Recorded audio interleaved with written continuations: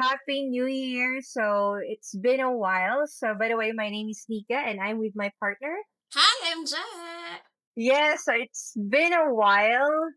There's a lot of things that was happened for the both of us, like BC, alam mo naman, holidays, and some technical issues. But yes, we're here We're finally. back.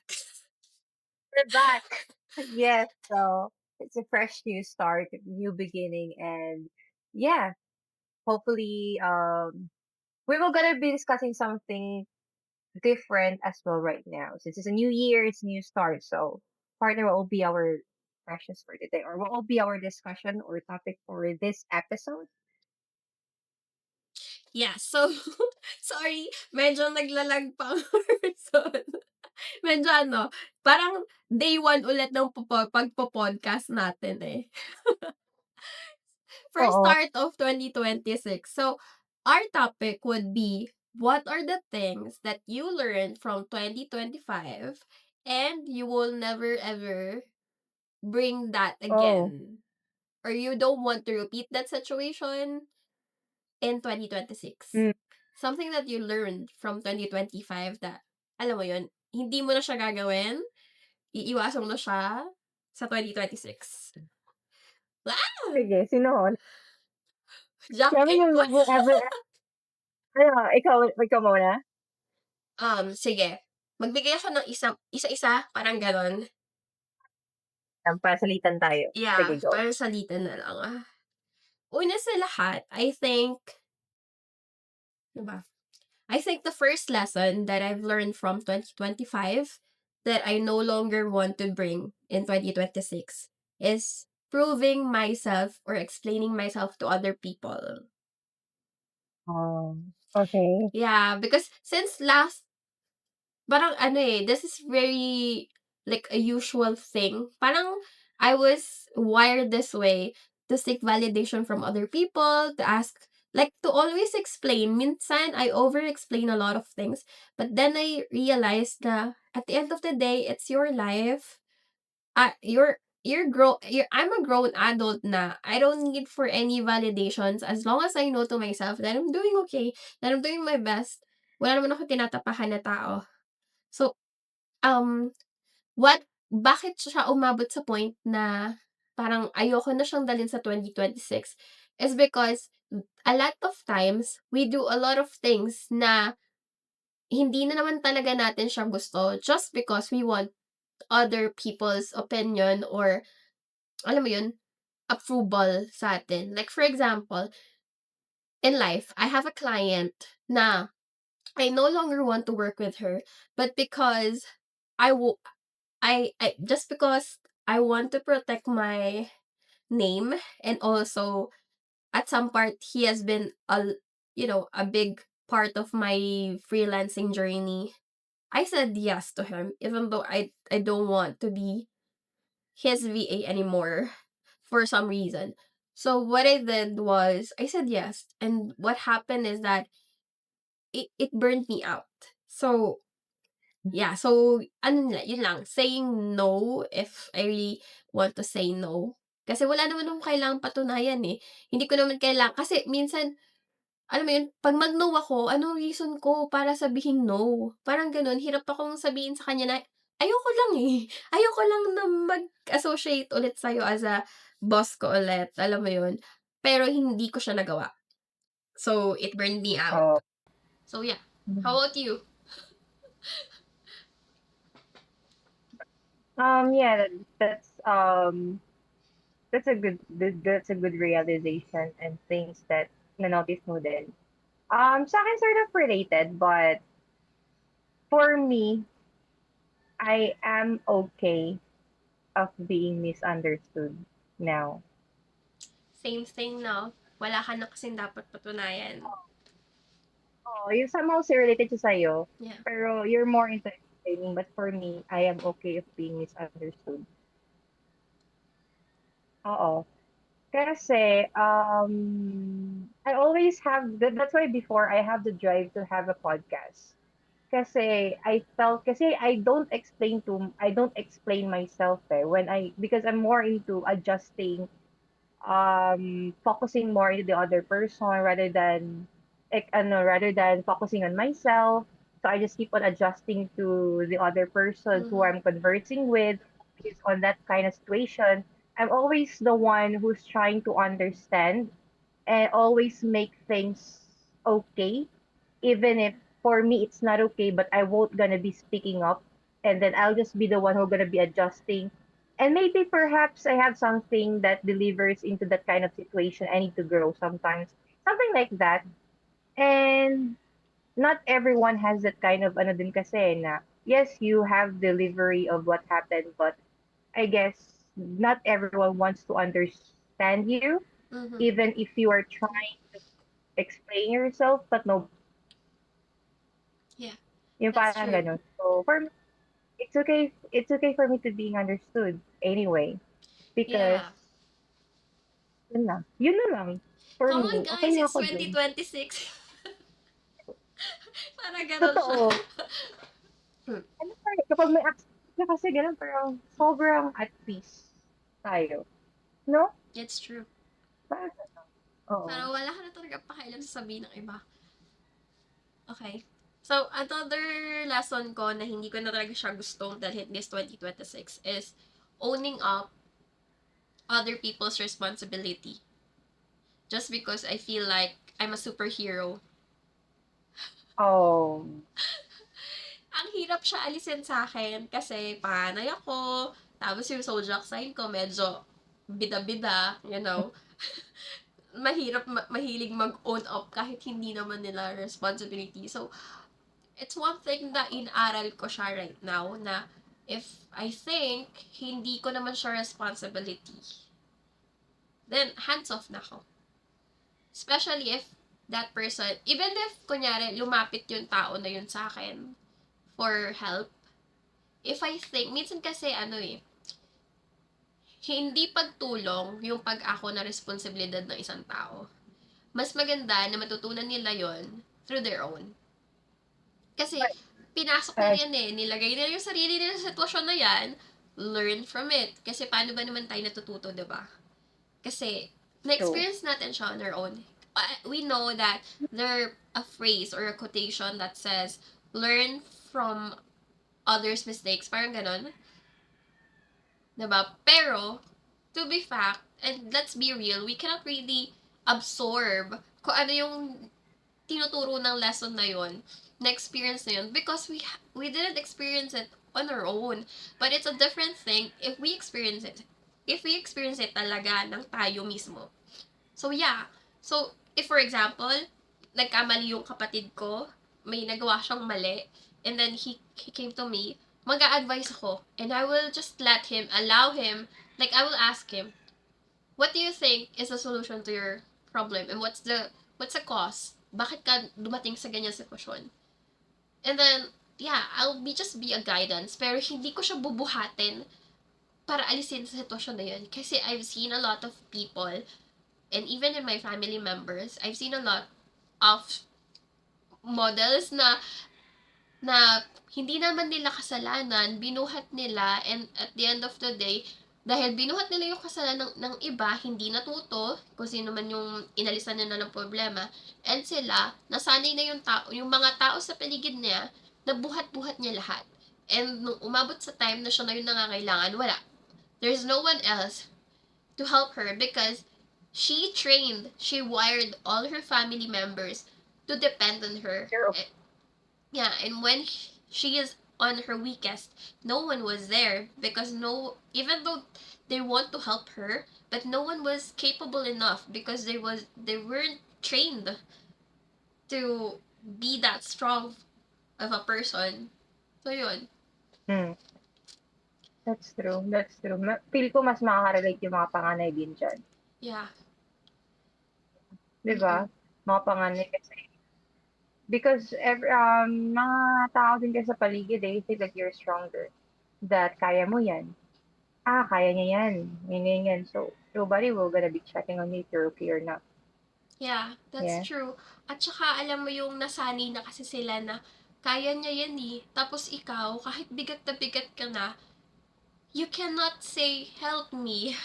Gano'n kasi meron ka ng ego na, hindi ako puwedeng manghina sa harap nila kasi meron ka ng persona na pino-portray na, I am strong," but no one is really strong the whole entire time.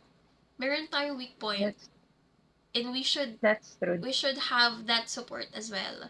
So, wag natin akuin yung responsibility ng ibang tao, and wala tayong kailangan patunayan. Come on, let's live this life fully. Yung hindi pinapahirapan. Okay, aminado ako, kaya ako nasasabi to kasi I feel like these are really my learnings, these are my realizations sa 29 years of existence ko sa mundong to, na I was so hard on myself na sometimes I'm Mm, in that present moment na hindi ko siya na-appreciate just because I'm looking forward kung ano yung susunod na kailangan ganito ko, kailangan ganun ako, buhatin ko na yung ganyan, yung responsibilities ng ganito. Yung halos inako mo na lahat na you were there in the present moment to cherish kung anong meron ka. totoo. Kasi sobrang advance mo din kasi dahil eh. Yeah, all the time. Like, Oo. all the time. Like you're living in the future din kasi eh. Mm. So, kaya din, May gusto you're kong very too i-share kasi kagabi hindi ako makatulog tapos nagte-TikTok lang ako, nanonood ako ng TikTok. Tapos meron ako napunta sa feed ko lang yung find the three words. Allow the universe to speak to you. Alam mo yung una kong uh, nakita, ewan ko, something magical, yung mga ganong bagay, yung parang blurred out puzzle words, tapos maghahanap ka talaga yung unang sumanggi sa isip mo. I don't know how it works, I don't know how psychology explains it, pero yung nabasa ko doon, ang unang word na lumabas doon, slow down, believe, and oh, receive. It's so powerful for me. It speaks a lot. Kasi parang ang dami kong gustong gawin, ang daming dumarating, and sometimes I doubt myself if I'm capable enough to hold that blessing. If I'm, equipped enough para i-cherish yung blessing na yon or yung mga opportunities na dumarating, because sometimes it's too overwhelming for me na parang ang dami kong gusto gawin eh. Iba yung plan ko, tapos iba yung dumating. Pero yung dumating, it's not a negative thing. Pero parang lihis siya sa kung anong gusto mo. yeah. Kasi minsan din kasi may mga bagay na nangyayari na it's outside of our plan, Yeah, 'di ba? Pero naniniwala ako nung sinabi mo na everything that you've seen na may impact sa'yo nung nabasa mo yun, it's just a message from the yeah. universe to you. Ang galing, no? Kasi kapag may impact siya sa'yo or sa'yo, sabi magical. So, alam mong may mensahe siya na, "Hey, take a deep breath, just be present, just calm." Parang gano'n. Kumalma ka lang, you slow down, take a deep breath, kalma lang, okey ka lang. Yung parang gano'n. Yeah, Parang gano'n siya for me, eh, yung impact sa'kin yung pag-ano mo, eh, yeah, pag-share mo. Kasi ako talaga all may meaning yung mga may makikita ako tapos yeah, I know. may reaction Kahit yung mga ako. Oo, numbers, may 'di ba? oo, super. Ganyan kasi that's just how the universe will communicate to you kasi yung spirits diyan siya nagko-communicate. Hindi naman lahat ng nakita mo may impact sa'yo, eh. Pero Exactly. kayong meron talaga, it takes something talaga. Yeah, that's Yan, true. I always do. Oo. Sobrang tamang-tama talaga sa akin yung three words na yun. Slow down, believe, and receive. Because most of the time, ganito lang ako ha. I look confident. But deep inside me, I doubt myself a lot. Like, am I capable? Can I really do this? Am I that right person to do that? Yung ganun. Even this podcast, I'm so worried.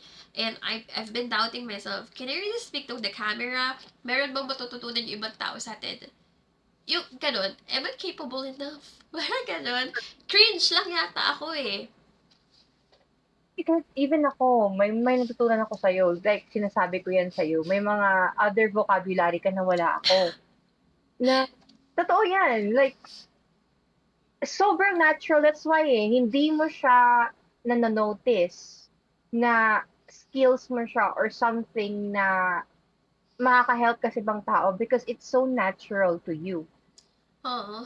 But thank you. Or And it's natural, hindi ko hindi mo rin, na-notice. Pero yeah. other, oo, other people nakaka-notice yan. I never thought that we will do this, like paulit-ulit ko pa rin even though, hello, nasa 2026 na Oo. tayo, 'di ba? Pero I really didn't Close na imagine myself, and it feels oo.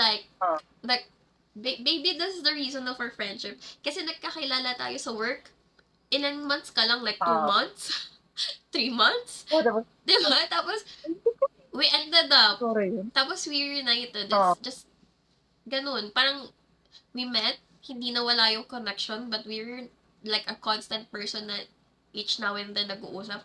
But we grow closer, not because malapit tayo sa isa, but because we have that one goal in life. And that is to inspire other people. That is to share what we learn in life. Because you're a panganay. I am a panganay. Hmm. I never had like a sister or a brother who will advise me in life, and I wished I have.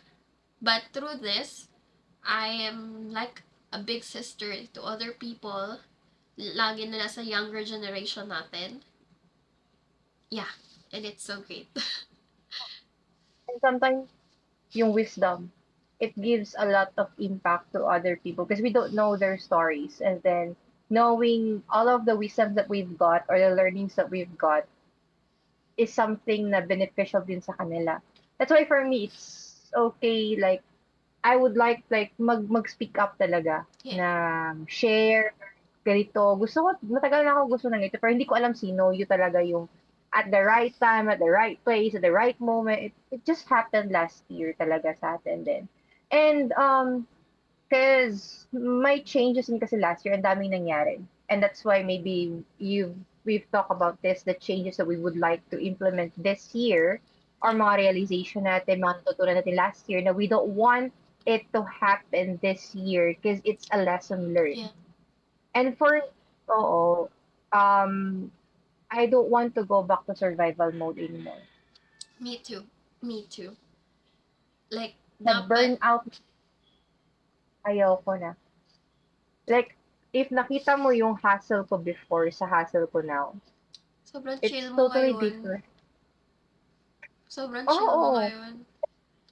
And I'm really Sobrang happy to see I'm you so that way. thank you. Like, diyan ko nare-realize eh. Kasi before, I'm totally living in the future, focus ako sa future, anong mga plans ko in the future, and that gives me anxiousness of what will happen. Kasi example, June. Example, andito ngayon sa January, yung isip ko nasa ano na, nasa six 6 months months. after Yeah, na. same. Ganyan. Oo, last year, June, gustong-gusto ko na mag-2026 kasi I felt something for 2026 magandang mangyayari. But we're still in June 2025. But I'm thinking of next year na. Ganun siya, but what I learned talaga is to live at the moment. Yeah. Just just be present. I don't want survival mode anymore. Kasi for me, kapag survival mode, I'm always chasing. Chasing for money, chasing for productivity, chasing for something that I know. Like, ano bang gusto kong patunayan sa mundo? Yung parang ganun, parang nakakapagod. And in fact, right now, even if chill ako, but still, I'm happy, I'm at peace, and then I'm okay with the earnings ko. Hindi siya same ng monthly, but it grows. It grows slowly, but less work. Less work, but the income is, And you're more you gentle know, to yourself right now. exactly. You're allowing to be Exactly. Yan talaga. soft. You're allowing yourself to be soft. You're allowing yourself to Yes. rest. Yes. When my body asks to sleep, I'll sleep. And I'll Yeah. gonna be decline anything that I need to decline. Like, maraming nag invite sa akin na maggala. Sabi ko, no. No, hindi dahil ayaw kitang kasama, but parang gusto ko yung me time ko ngayon. Yeah. Yung parang ganun. Hindi ako kumpleto pag wala akong me time, guys. And one I'm happy. thing, yeah, one thing guys, gusto ko lang i-share sa inyo. Sorry to cut you off, Nika. But before, Nika, 2 years ago, was really so aloof. Parang, she was there. Pero pag i-message mo siya, like, Damn, umaabot ng 4 hours bago siya maka-reply. But he but she's my friend. It's just that Oo, parang na-pause sorry. siya onti, ayun. So, she Nika is a good friend of mine, pero super tagal niya mag-reply and I know to myself, nakikita ko naman na she was trying to reply pero niwala siyang tulog. Yung alam mo yung tipong kinabukasan nasa ano siya, Japan, ay ewan ko sa ibang lugar, Singapore? Basta Singapore siya, the next day nasa ibang lugar na naman siya. Like ako yung napapagod sa kanya, like every week meron siyang ganap. As in, hindi yung ganap na diyan lang sa tabi-tabi ha, diyan lang country. Hindi, be, country talaga be. Nakakapagod parang if ako oo nga, gets ko ba't hindi siya nakaka-reply. Ni tulog niya parang hindi niya kaya. Oo. Kasi tulog ko before, average 4 hours talaga everyday. Tapos ano, 'pag may lugar or may time, gala. And I understand na bakit. Kasi I am drowning myself to work. That's why I am asking for a breather and I felt comfort and yung 'pag nagta-travel ako, yun siya, Yeah, yun siya. actually that speaks to me. Kasi nung 2024, I was really grinding so hard. Umabot ako ng 6 digits pero hindi naman yun constant ha. Pero nung time na umabot ako ng 6 digits, I was really, alam mo yun, gala tayo, punta tayo sa ganito, ganyan. Kasi pagod na pagod ka while you're working. Like, the whole 5 days of work, pagod na pagod ka. So you really wanna get out and you feel like, deserve ko naman yan. Pero at the end of the day, ng kinakatawan ko nun, ang dami kong sakit. Kasi walang Oh, that's pahinga. why survival mode siya. Alam mo yung cycle dahil na, yes, like, for example mo na six-digit earner. And then, six-digit kasi yung work mo 10 hours, 12 hours siguro. Yan, More every than day or pa, ano na, 15. Can you imagine 15 oh yeah, hours a day and we only have 24 hours? feel mo na sobrang kulang ng 4 hours, di ba? Yeah. So, yun siya. And then, dahil yun, sobrang daming hours for work, little hours for rest, to breathe, and grabe yung bombard ng stress mo, and your nervous system is not okay because it can't breathe yung nervous system mo. And that's why we were asking for breather. Andun, gagastos ka naman for gala, gagastos ka naman ng something na deserve ko to, ganyan-ganyan. So, yung in-earn mo na pera, going into leisure, into something for yourself, yes, it's okay. Pero alam mo yung routine ng month. Alam mo yung routine, paulit lang. Yeah, That's mabilis still lang siya. survive o mabilis lang. So parang, ano ba? So ngayon, for me talaga, priority ko talaga is myself. Prioritize ko yung self ko. Yes, I am earning, but I am okay of leaving if I felt that it's not aligned. Yeah. Because I'm not chasing money, I'm chasing alignment. Kapag may client, maraming pumapasok, okay, good. But if I felt like the client is not good, Mhm.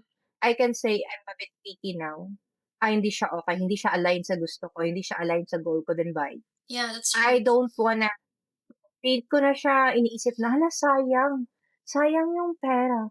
Sayang yung ganun. Nawala yung greediness ng Yeah, money. Kasi totoo. I'm more aligned. And when you were working with someone or yung client or any project that is aligned to you and okay yung nervous system mo, sobrang calm, sobrang Smooth out lang of 'no? chaos. Smooth lang yung pag-work mo and then you're very gentle and happy with yourself. Like, sabi ko, okay, I see the difference now. And this is something that I would like to keep on going Mm, for the rest of the year. Or mm. even yung hindi ko na talaga, never ever gonna be back to that phase na kasi okay na ako sa phase na ganito. Yeah. So yun talaga. Hmm. Guys, let's remove that survival mode. Alisin na natin siya sa options ng buttons natin. Kasi sa totoo lang, the more you earn and the more you feel like you wanted to travel, not because deserve, but because it's your way of yung Escape. pag-alis ng yeah, totally, it's an escape. Pero in reality, ikaw lang naman nagdala sa sarili mo sa sitwasyon na yun kung bakit ka laging pagod, stress, ganyan. But at the end of the day, if you weren't stressed at work, hindi mo hihingin yun, eh. Walang masamang mag-travel, like, go on, explore the world. Pero iba kasi yung pagta-travel just because stressed ka. And Mm, if i-figure out mo siya, i-analyze mo siya, ikaw lang din yung nagdala sa sarili mo ng gano'n. Way before, like 2024, I just wanna share this with you. I'm earning a lot, pero I'm saving nothing. hmm, And that's because I keep on doing a lot of, isa ako diyan. like, expenses, like shopping, travel. Oo, parang linggo-linggo naalis ako. Although hindi sa ibang bansa, pero sabi mo mag-LU ka, B, mababa 10K na dadalhin mo. Gusto mo talagang Totoo. ano, gusto mo talagang mag-travel, Boracay ka 5 days, mababa 25K, tipid ka pa nun. Mas expensive mas expensive pa yung travel dito sa Pilipinas kaysa sa Kaya labas, day. talaga? Oo, mas sa labas, yes, i-cut mo lang yung plane tickets, mas mura mag-travel sa labas. Compared mo dito sa Pilipinas, sobrang mahal. Yeah. Bawat kibot dito O may bayad, eh. iba kasi dun, eh, iba dun, mas makaka-save ka talaga mag-travel ka sa labas. Yun lang nga, that's why okey lang mag-travel as long as yung gusto mo is yung mag-travel ka ganyan-ganyan, Oo. hindi dahil to escape, parang Yeah, ganon. Kasi yun din kasi sa routine, eh. Gusto ko maka-escape sa ano, para ma-feel ko yung pagod ko, yung yeah. gano'n, And 'no? it will be just a cycle hanggang hindi mo na nakikita yung root cause kung bakit ka stress, kung bakit you feel like you're not satisfied with your life right now, something is missing, kasi may ginagawa ka pa ring mali. And you need to change it for you to really experience life, for you to really appreciate kung ano yung blessings na nandiyan sa harap mo. Because right now, I'm not earning 6 digits, pero mas may nasi-save ako. 'Di ba? Kasi you're at peace din. Yeah. Number one talaga yung perfume before day, alam mo yung grabe Yeah. pangho-hoard ko ng perfume. Bawat punta Kasi mo yun ng yung ibang lugar, bumibili ka ng perfume, parang yun yung magnet niya, guys. Yun yung ref magnet oo, ni Nika, perfume. At hindi yung perfume tsaka na mura-mura lang, yung mga branded perfume bet ng Inday na 'to. oo, tapos hoard pa talaga ako, 'di ba, like hindi lang isa bibilhin ko, Oo, tatlo-tatlo. dalawa. Magme-message yan sa'kin, kunyari sabi ko, "Day ganito ganyan," magchi-chika lang ako sa kanya. Maya-maya after 2 days magre-reply, "Day kakauwi ko lang." Ta's, "Tingnan mo Day, ang dami ko na namang ano." Oo, so ngayon, tignan mo ngayon na, wala, kung makabili man ako ng perfume, siguro hindi na gano'n kadaling, okey na nga ako makabili na ako ng isa. Tapos hindi siya every ano, kasi before parang every month meron, eh. Kasi Tsaka dun ko yun yung parang escape ko din kasi grabe yung stress ko before, yeah. gano'n. Tsaka mas na-appreciate mo yung purchases mo. Kasi mas Oh, may 'di ba, yung parang mas may meaning siya. Unlike before na capable ka kasing bilhin yun, eh, gets niyo ba? Like, the more na capable ka, the more na less valuable sa'yo yung bagay na yun. Unlike na bihira mo lang siyang gawin, hindi siya gano'n ka-recent, like yung frequency ng pag-purchase mo, hindi gano'n. Mas nagva-value siya. mm, sort of, parang oo, Parang kunyari oo, 'pag birthday ko lang bibili ako ng ganito, 'pag birthday ko lang magta-travel ako ng ganito. So, parang gift ko siya sa sarili ko. But before, every week travel, ta's parang pagod ako, napuntahan ko, okey, pero hindi ko siya like na-grasp talaga yung lugar. Kasi while I was there, I was working. Kasi 'di ba, I'm traveling but I'm working. But now, I'm proud to say 'pag magta-travel ako hindi na ako nagwo-work. Feeling ko kaya din nasira yung laptop ko, for me to really appreciate kung ano yung life ko ngayon. Kasi before yung laptop ko, yun 'di ba? yeah, inalis siya sa'kin, eh, inalis yung laptop ko. So, I'm just using my desktop. Pero iba, mas na-appreciate ko yung mga tao sa paligid ko, mas in the moment ako. Yes, super, 'yan, sobra. Ano pa yung ano mo? Trentahin na kasi tayo, eh. Hindi ka pa nagse-share nung isa pang learning mo, ako pa yung last. Come on, come on, you want it.